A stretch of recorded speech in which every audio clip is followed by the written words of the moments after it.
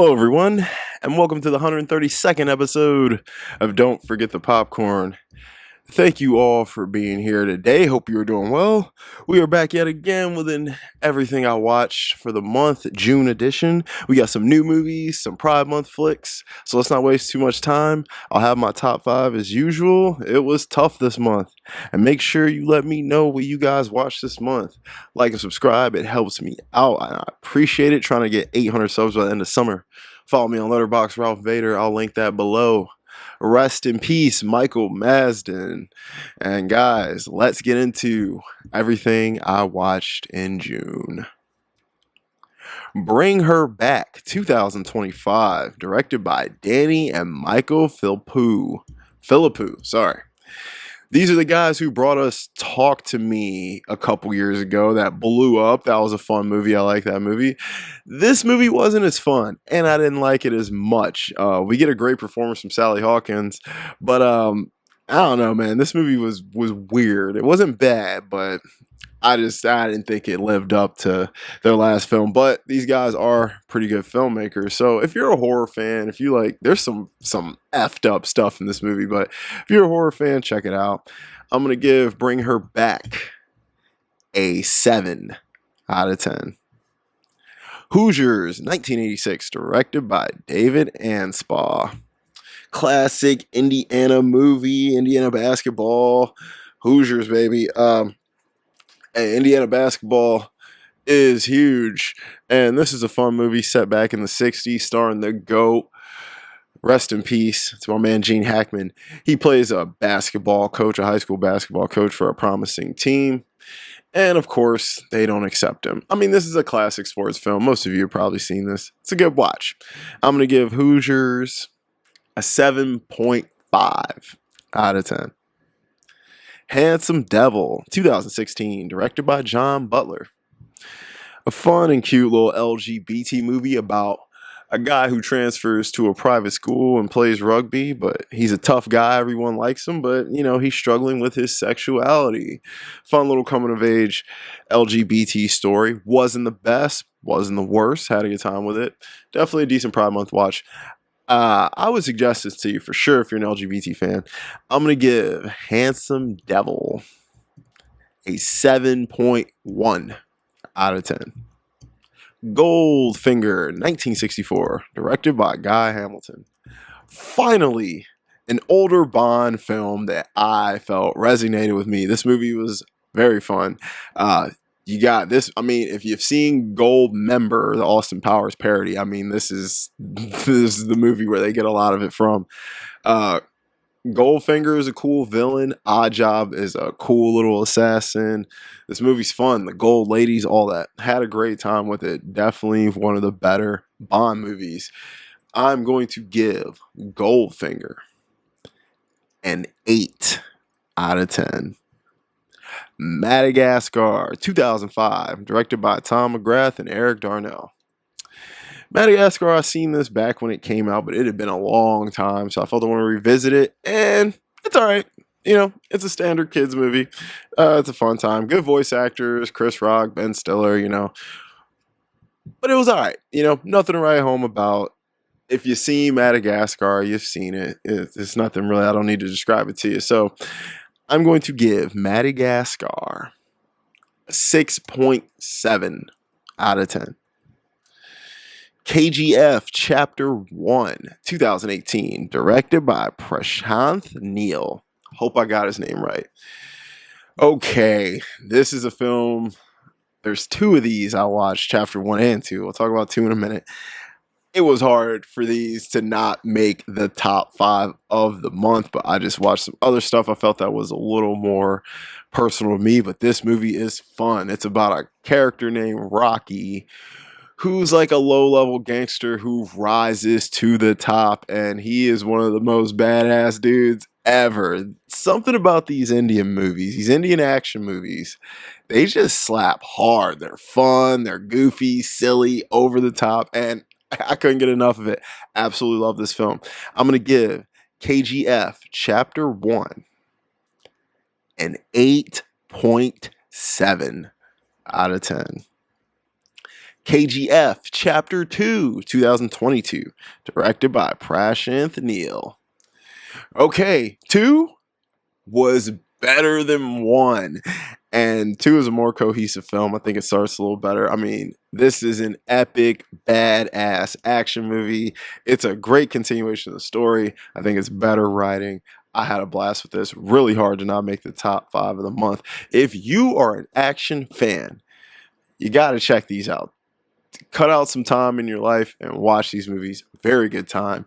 I am going to give KGF Chapter 2 a 9 out of 10. All right, our first top 5 of the month. Desert Hearts, 1985, directed by Donna Deitch. What a beautiful LGBT love story about 2 very different ladies from 2 very different backgrounds who just click in a way. I love the 2 ladies in this film. I thought they were incredible. It's a film shot in Reno. I love Vegas movies. I know Reno ain't Vegas, but it's close. It's got that Vegas-y vibe to it. You got the casinos and gambling. Love all that stuff. This movie was incredible. I was locked in, invested from start to finish. I would absolutely suggest this if you're an LGBT fan, watching soon or next year for Pride Month, whatever. I'm going to give Desert Hearts a 9.3 out of 10. Another top 5 of the month, Pariah 2011, directed by Dee Reese. What a beautiful, simple, yet touching story. This was a great LGBT film about a young black girl growing up in New York City who is struggling to deal with her sexuality. And what I liked about this movie is we see this from the more masculine, the more butch stud side of the fence. These are some more masculine ladies in this movie, but they are just as lovely as any lady you're going to come by. Absolutely love this movie. Great coming of age LGBT story. Make sure you watch this. I am going to give Pariah a 9.5 out of 10. The Accountant 2, 2025, directed by Gavin O'Connor. Now, I watched The Accountant 1 last month. I had a pretty good time with it. The Accountant 2, also had a pretty good time with. I actually don't like it more. A lot of people I've been hearing like it more than the first one. I actually thought the first one was better written and a better story. But this movie had some fun action. Ben Affleck and John Berthold's chemistry was good. If you're into The Accountant 1, definitely watch The Accountant 2. So I'm going to give The Accountant 2 a 7.6 out of 10. Pride 2014, directed by Matthew Warchus. A British true story LGBT film set in the 80s, the rise of the AIDS epidemic. This film is very interesting, very good, enjoyed it a lot. It's about a group of gays and lesbians who fight for the rights of these minors out in Wales. And the fact that this was a true story made it even better because all these pairings in this movie are unlikely, and it was very, very beautiful to see. This is one you got to watch really soon or next Pride Month. I'm going to give Pride an 8.9 out of 10. Legally Blonde 2001, directed by Robert Luketic. Sorry. You know, this is a movie I saw when it came out, and I thought it was okay back in the day, but I wanted to revisit it. People have been talking about it a lot lately, and let me tell you, this movie runs much better as an older guy than it did as a younger guy. I actually love this movie. Reese Witherspoon, maybe one of the most underrated actresses of her generation. She did a lot of good work in the late 90s, early 2000s, and I really don't think she got enough credit as an actress. From Election to Fear to Cruel Intentions to this, she really brought something in her roles, and she really understood assignments. This movie is fun. It's hilarious. I had an absolute blast with it. I'm going to give Legally Blonde an 8.4 out of 10. Trick Baby, 1972, directed by Larry Yust. This is a classic blaxploitation film that I had a great time with. It's about two friends, black guy and a biracial guy who's just white, but they play him off like that. And it's about these two running schemes on people until it starts to catch up with them. And it was just an interesting film and discussed some interesting dynamics about people that are actually quite relevant to today. I'm going to give Trick Baby an 8 out of 10. Madagascar 2, 2007, directed by Tom McGrath and Eric Darnell. All right. This one didn't do it for me. The first one was cool. I could vibe with it. It was a vibe.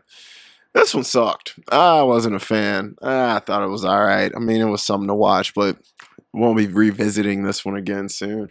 I mean, of course, you know, with franchises like this kid franchises, they try and milk every dollar they can out of it. So I get it, but not for me.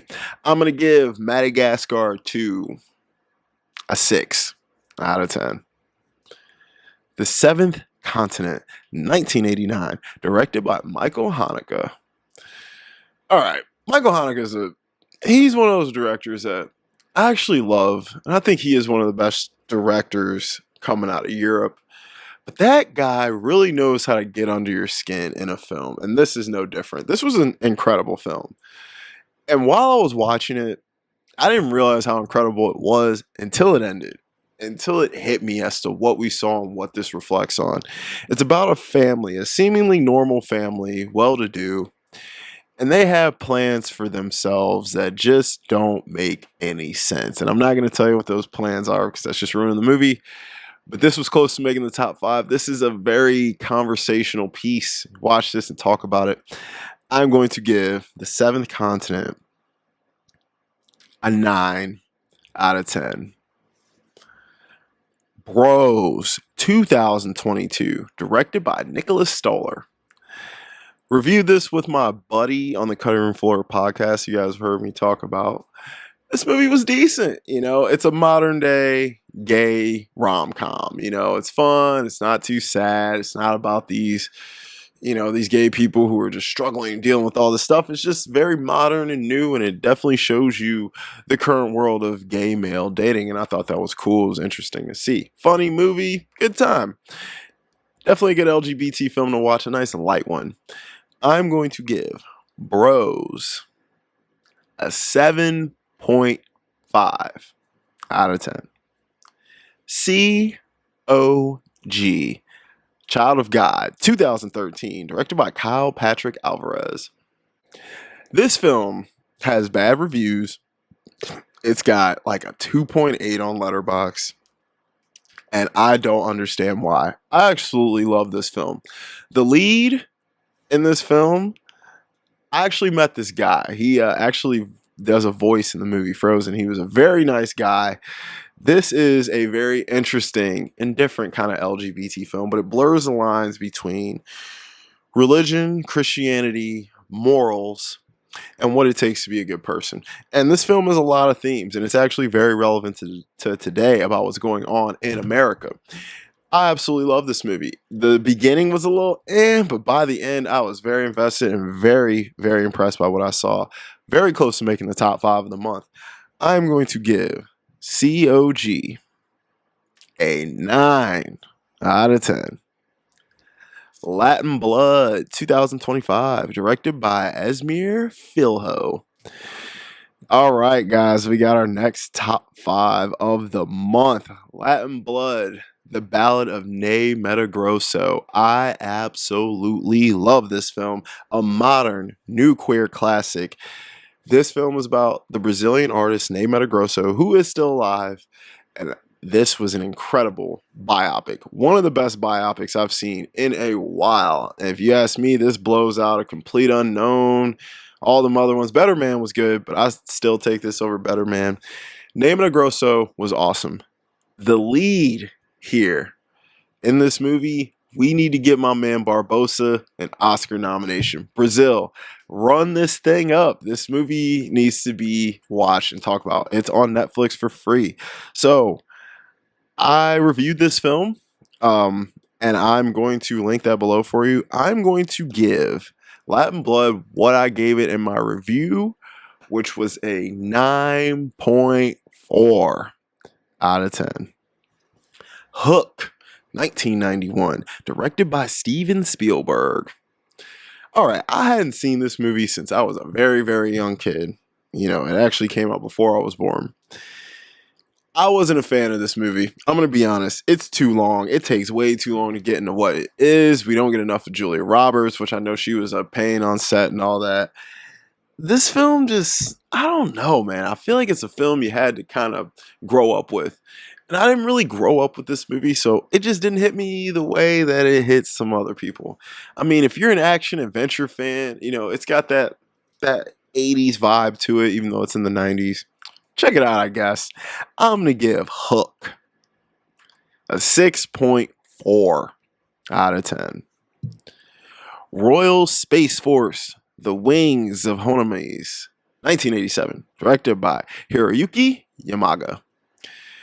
Anime movie. I was very, very excited to see this. I'd never seen it. I've been trying to find it and get a hold of a copy of it for like a couple years, actually. And I finally did. And what a fucking letdown. This movie, it was weird. It had its moments, but overall, it lacked everything I was hoping it would give me. The action was underwhelming. The comedy was underwhelming. The animation style is fine, but the story's not that great. The love story brooding under was weird. I just couldn't get into it. I'm going to give Royal Space Force 6.2 out of 10. Paris Blues, 1961, directed by Martin Ritt. Classic film starring two of the best of all time. Paul Newman is Sidney Poitier. Rest in peace to both of those dudes. They are incredible. They're incredible in this movie. This movie is about two jazz musicians living in Paris, having a great life. And they meet two American women who make them question everything they're doing and what they're working so hard for. I mean, hey, if you're into classic, vintage black and white movies, romance movies, this is up your alley. I'm going to give Paris Blues a 7.7 out of 10. Next top 5 of the month. Offert, 1950, directed by Jean Cocteau. Very, very incredible French movie that I absolutely just loved. What a style for 1950. What cool effects for 1950. This film is about a poet who is having dreams about death, and his dreams are starting to blend in reality. And he has a connection with death that he doesn't realize, but he is trying to explore it, all while other things are happening. This film, it's incredible. A short watch, fantasy-like romance kind of mystery. I loved it. I was glued from start to finish. I was very impressed by this film. I would suggest this to anyone. You guys need to get your foreign language game up. You need to watch movies like this. I'm going to give Offert a 9.8 out of 10. Megan 2.0, 2025, directed by Gerard Johnstone. Man, I was a huge fan of the original Megan. Megan was so fun to me, and I know people hated on it. They were mad it was PG-13, all this stuff. I don't care. It was fun. I had a blast with it. But let me tell you something. This does not live up even remotely close to the original. What a waste of money and time. You know, I think Blumhouse just thought, you know, people liked Megan. We can just do whatever we want with her. So let's, I don't know, change the entire genre, make this an action movie instead of a horror film. And they tried to essentially Terminator 2 this thing, and it just didn't work. I'm sorry, this movie misses the mark every turn. It's not good. I personally wouldn't waste your time or money to see it. I'm going to give Megan 2.0 a 4.9 out of 10. Ace Ventura, Pet Detective, 1994, directed by Tom Shadyac. Classic Jim Carrey movie. Hadn't seen this one in a while. Of course, I've seen this movie. It's been at least 15, 20 years. And it's still a fun time. It's goofy as hell. You got Dan Marino, you got Courtney Cox, of course, Jim Carrey. There's a lot of people in this movie. It's goofy, it's silly, it's got its moments, but nothing too crazy. But if you grew up with it, I get it. So I'm going to give Ace Ventura, Pet Detective, a 6.7 out of 10. Belle Epoque, 1992, directed by Fernando Trueba. This was real close to making the top 5. Man, it was right there. It was probably in the 6th spot. This movie is incredible. Early Penelope Cruz role. I've been kind of running through her catalog a little bit lately. Absolutely incredible film about a guy who is AWOL from the military, who meets a guy who has 4 gorgeous daughters, and he has little encounters and run-ins with all of them, but he's ultimately trying to figure out which one is the right one for him. I absolutely love this movie. It's just a fun time, carefree, whimsical, lighthearted Spanish film. And, Pedro Almodovar kind of, I'd say probably started this kind of genre coming out of Spain. This feels like a movie he could have made. And I absolutely enjoyed it to the fullest. So I would suggest this. I'm going to give Belle Epoque a 9 out of 10. Breakfast on Pluto, 2005, directed by Neil Jordan. Great LGBT film. Starring my man Cillian Murphy, Oscar-winning Cillian Murphy, playing a gay guy, and he plays him very well. Breakfast with Pluto is about a man who kind of goes on a life adventure, meeting lots of different people and learning from the experiences and kind of growing as a person throughout. It's a simple film, but it's very effective. I'm going to give Breakfast on Pluto a 7.8 out of 10. Ratsasan, 2018, directed by Ram Kumar. Man, this was another one that was an Indian banger that was really close to making the list, but didn't quite cut the mustard on the 5. Man, this movie is awesome. This movie is about an aspiring director who becomes a cop who essentially has to use the skills he's acquired in the movie world to bust this major criminal. And man, this movie's layered, it's cool, it's deep, it's got fun stuff, action, crime, drama, it's got everything. But it's a fun time and it all goes together so nicely. I'm going to give Ratsasan a 9 out of 10. The Sweet East, 2023, directed by Sean Price Williams. Interesting little indie film. Got a lot of big names in here. We got Simon Rex, who's blown up since Red Rocket. We got Jacob Elordi, Iota Brary. A lot of people in this movie. In the lead, I thought she was quite good in this. But the movie itself is just okay. Kind of like Breakfast in Pluto I just discussed. It's about a girl who kind of just goes on this life journey, meeting lots of different people and using the things that she's learned throughout these interactions to get ahead. And, it's a coming of age story at the end of the day, but I really don't quite know what the audience is supposed to take away from it. But it wasn't bad, wasn't great. I'm going to give The Sweet East a 6.7 out of 10. Last top 5 of the month, certainly not least, Paper Moon, 1973, directed by Peter Bogdanovich. Oh, what a classic film. What a great film about a father-daughter, played by real-life father and daughter. This movie was great. I love this movie. It's a road trip movie about this guy who is likely this little girl's dad.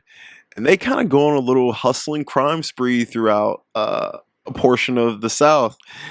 And it's just a sweet, great, fun time watch. It's short to the point. Peter Bogdanovich in the 70s was going hard, and this is no exception. I would suggest this film to absolutely anyone. If you're a dad with a daughter, this would absolutely be a fun one to watch with her. I'm going to give Paper Moon a 9.7 out of 10.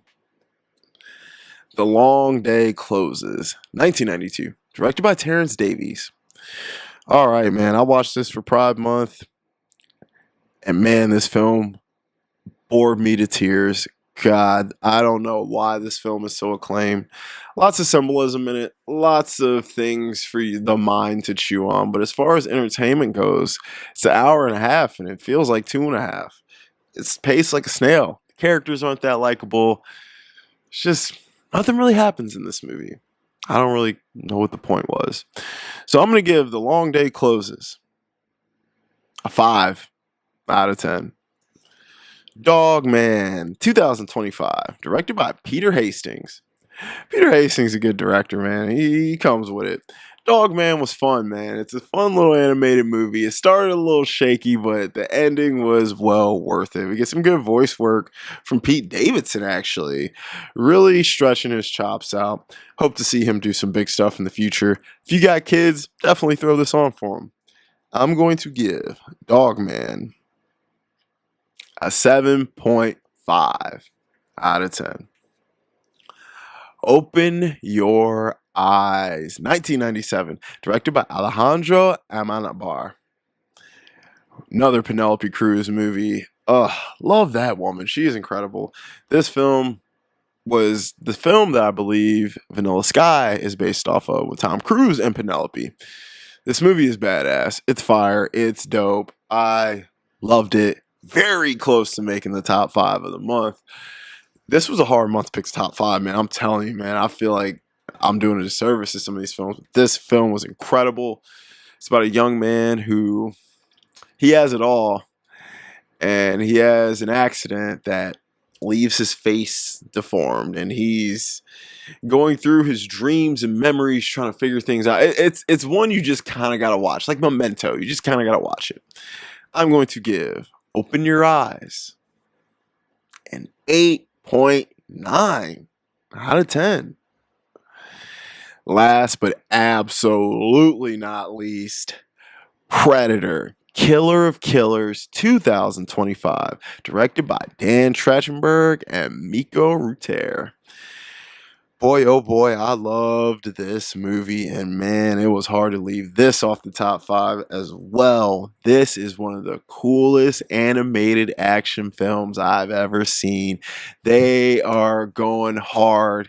It's an anthology about these 3 people from different time periods, from different parts of the world, who have to deal with the Predator in these weird environments, and it's so effing cool, man. It is one of the coolest films I've seen.